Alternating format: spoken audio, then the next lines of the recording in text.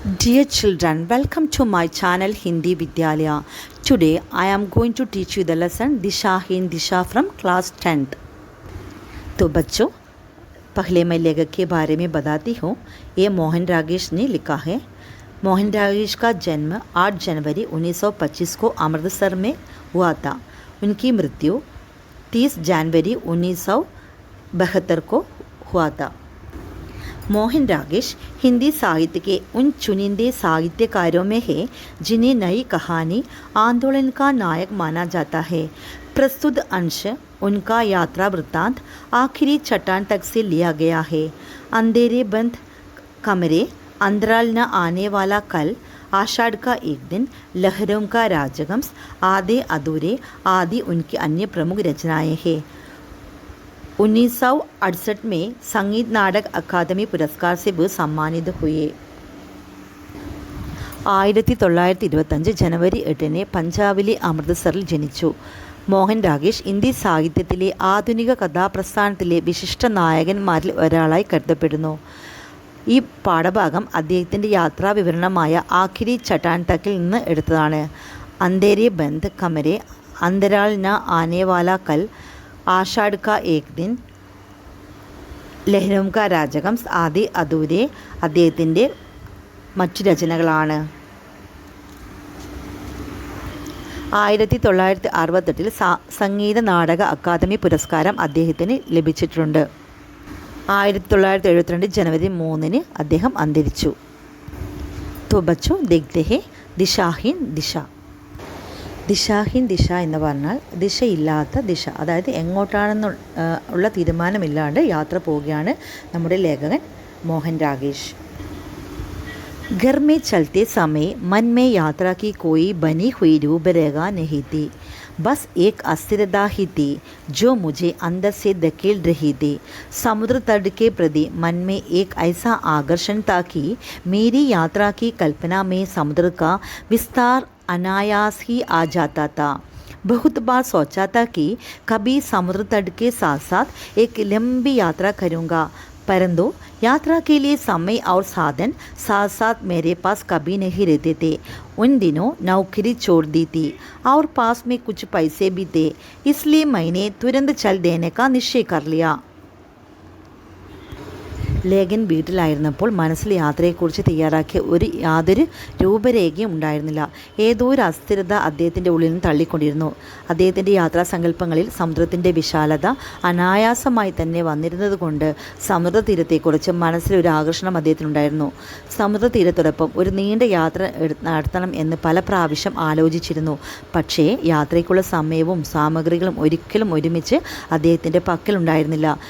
ആ ദിവസങ്ങളിൽ ജോലി ഉപേക്ഷിച്ചിരുന്നു. കയ്യിൽ കുറച്ച് പൈസയും ഉണ്ടായിരുന്നു. അതുകൊണ്ട് തന്നെ പെട്ടെന്ന് യാത്ര പോകാൻ അദ്ദേഹം തീരുമാനിച്ചു.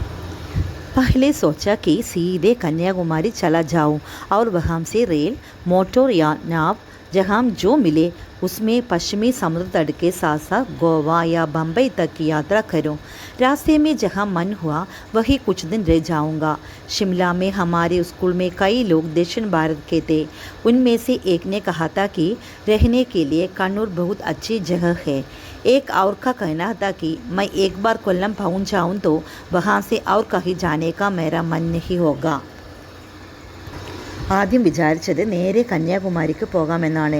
അവിടെ നിന്ന് ട്രെയിൻ, കാർ അല്ലെങ്കിൽ വള്ളം കിട്ടുന്നത് എന്താണെങ്കിലും അതിൽ പടിഞ്ഞാറേ സമുദ്രതീരത്തോടു കൂടി ഗോവയോ മുംബൈയോ വരെ യാത്ര ചെയ്യാം എന്നായിരുന്നു അദ്ദേഹം തീരുമാനിച്ചത്. വഴിയിൽ ഇഷ്ടമുള്ള സ്ഥലത്ത് കുറച്ച് ദിവസം താമസിക്കാം. ഷിംലയിൽ ഞങ്ങളുടെ സ്കൂളിലെ കുറച്ച് പേർ ദക്ഷിണേന്ത്യക്കാരായിരുന്നു. താമസിക്കാൻ വളരെ നല്ല സ്ഥലമാണ് കണ്ണൂർ എന്ന് അവരിൽ ഒരാൾ പറഞ്ഞിരുന്നു. ഞാനൊരിക്കൽ കൊല്ലത്തെത്തിയാൽ പിന്നെ അവിടെ നിന്ന് മറ്റൊരിടത്ത് പോകാൻ എൻ്റെ മനസ്സിൽ തോന്നുകയില്ലെന്ന് മറ്റൊരാൾ പറഞ്ഞു. दिल्ली में एक मित्र ने कहा था कि पश्चिमी समुद्र तट पर गोवा से सुंदर दूसरी जगह नहीं है.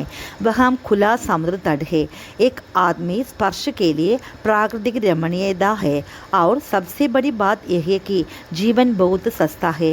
रहने खाने की हर सुविधा वहाँ बहुत थोड़े पैसों में प्राप्त हो सकती है. मेरे लिए सभी जगहें अपरिचित थी, इसलिए मुझे सभी में आकर्षण लग रहा था. ദില്ലിയിലെ എൻ്റെ ഒരു സുഹൃത്ത് പറഞ്ഞിരുന്നു, പടിഞ്ഞാറേ സമുദ്രതീരത്തുള്ള ഗോവയേക്കാൾ മനോഹരമായ മറ്റൊരു സ്ഥലമില്ലെന്ന്. അവിടെ വിശാലമായ സമുദ്രതീരമുണ്ട്, ആദിമകാല സ്പർശമുള്ള പ്രകൃതി രമണീയതയുണ്ട്. ഏറ്റവും വലിയ കാര്യം അവിടെ ജീവിതം വളരെ ചെലവ് കുറഞ്ഞതാണ്. ഭക്ഷണം, താമസം തുടങ്ങിയ എല്ലാ സൗകര്യങ്ങളും കുറച്ച് പൈസ കൊണ്ട് ലഭ്യമാക്കാൻ കഴിയുന്നതാണ്. എന്നെ സംബന്ധിച്ച് എല്ലാ സ്ഥലങ്ങളും അപരിചിതമായിരുന്നു. അതുകൊണ്ട് എനിക്ക് എല്ലാറ്റിനോടും ആകർഷണം തോന്നിയിരുന്നു. कोचिन, कन्नौर, मंगलोर, गोवा, आलपी के बैक वाटर्स और नीलगिरी की पहाड़ियाँ सबके प्रति मेरे मन में एक सी आत्मीयता जागती थी, जैसे कि मेरा उन सब स्थानों से कभी का घनिष्ठ संबंध रहा हो. കൊച്ചി, കണ്ണൂർ, മാംഗ്ലൂർ, ഗോവ, ആലപ്പുഴയിലെ കായലുകളും നീലഗിരിയിലെ കുന്നുകളും എല്ലാ സ്ഥലത്തോടും എൻ്റെ മനസ്സിൽ ഒരു ഉറ്റ സുഹൃതം ഉണർന്നിരുന്നു. सबसे अधिक आत्मीयता कन्याकुमारी के तट को लेकर महसूस होती थी, परंतु एक घने शहर की छोटी सी तंग गली में पैदा हुए व्यक्ति के लिए उस विस्तार के प्रति ऐसी आत्मीयता का अनुभव करने का आधार क्या हो सकता था? केवल विपरीत का आकर्षण. ആ സ്ഥലങ്ങളോടൊക്കെ എപ്പോഴും എൻ്റെ മനസ്സിലൊരു ഗാഢബന്ധം ഉണ്ടായിരുന്നത് പോലെ തോന്നി. ഏറ്റവും കൂടുതൽ ആത്മബന്ധം കന്യാകുമാരിയിലെ കടൽ തീരത്തോടാണ് തോന്നിയിരുന്നത്. പക്ഷേ ജനനിബിഡമായ ഒരു പട്ടണത്തിലെ ചെറിയ ഇടുങ്ങിയ ഒരു തെരുവിൽ ജനിച്ച വ്യക്തിക്ക് ആ വിശാലതയോട് ഇങ്ങനെ ഒരു ഉറ്റ സുഹൃതം തോന്നാൻ കാരണം എന്തായിരുന്നു? കേവലം അത് വിപരീതമായതിനോടുള്ള ആകർഷണമോ? घर से चलते समय कुछ निश्चय नहीं था कि कब, कहाँ, कितने दिन रहूँगा.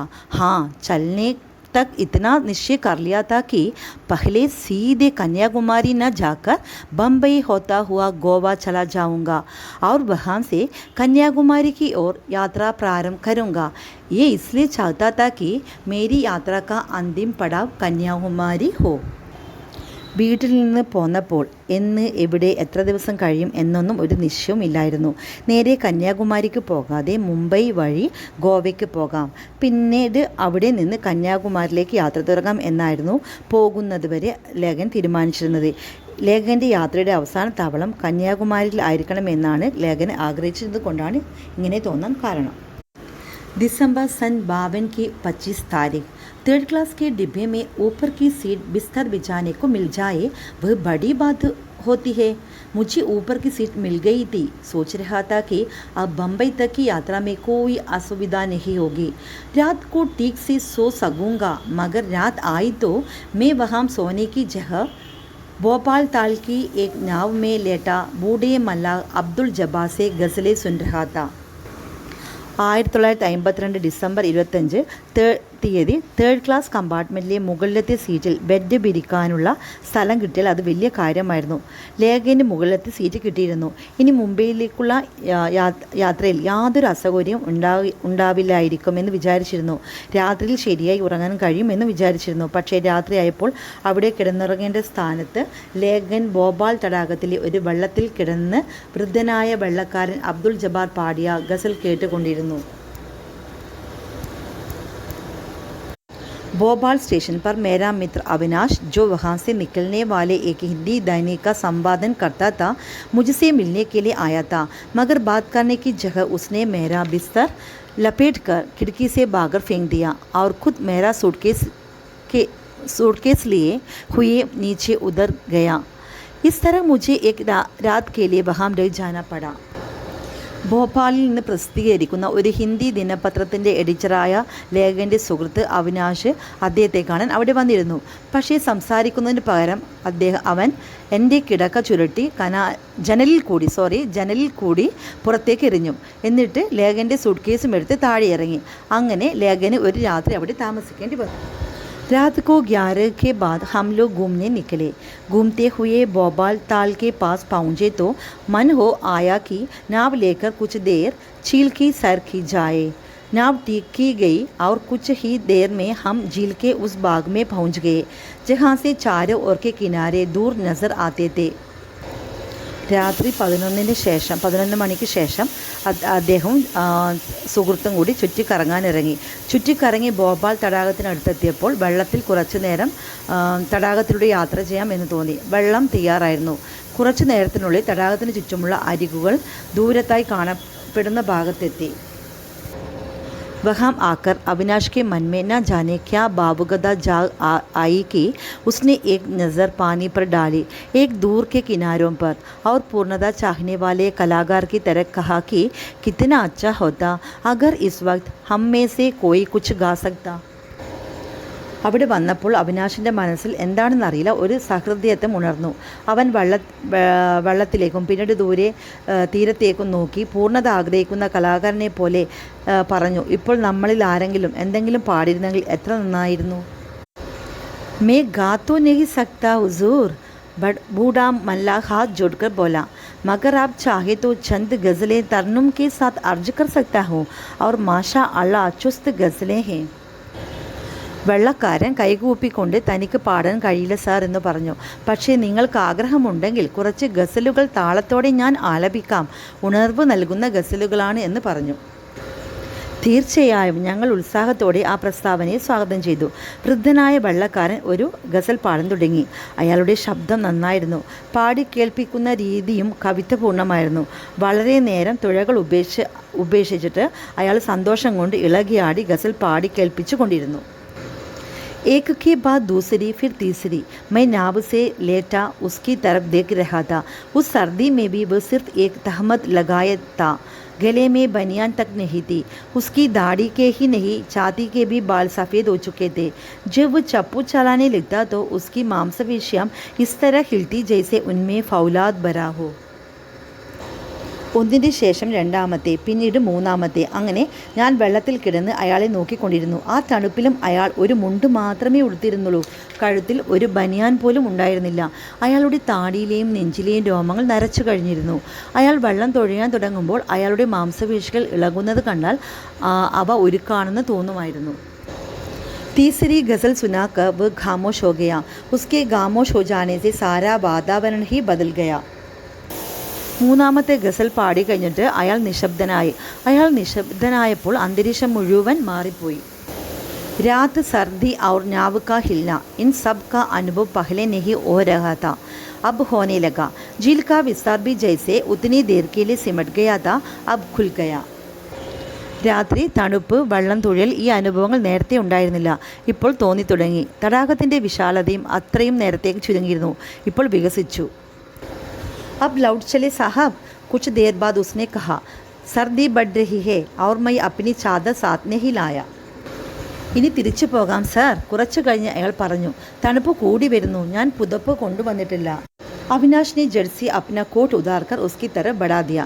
कहा, लो तुम ये पहन लो, अभी हम लौट कर नहीं चलेंगे. तुम्हें कोई गालिब की चीज़ याद हो तो सुनाओ. അവിനാശ് പെട്ടെന്ന് തൻ്റെ കോട്ട് ഊരി അയാൾക്ക് നേരെ നീട്ടി. എന്നിട്ട് പറഞ്ഞു, ഇതെടുത്ത് ധരിച്ചോളൂ, നമ്മൾ ഇപ്പോൾ തിരിച്ചു പോകുന്നില്ല. നിങ്ങൾക്ക് ഗാലിബിൻ്റെ കവിത വല്ലതും ഓർമ്മ വരുന്നുണ്ടെങ്കിൽ പാടി കേൾപ്പിക്കൂ.